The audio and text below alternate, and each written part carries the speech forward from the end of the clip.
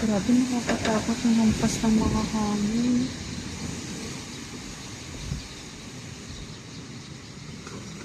Kalmado yung ulan, pero yung hangin guys, grabe yung ano. Sumasayaw lahat, pati yung damo oh.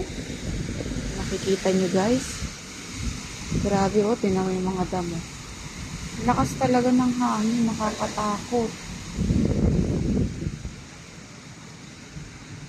Katakot guys.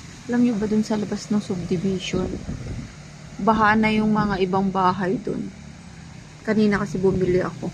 Tapos may mga barangay officialis na naglilista para bigyan ng mga kawayan, kahoy para daw sa mga bahay. Ang galing nga dito eh. Tinutulungan sila ng barangay. Grabe, nakakatakot. Tatakot talaga ako pag ganitong malakas ang hangin guys. Kasi yung mga poste, tapos mga puno. Tutok pa.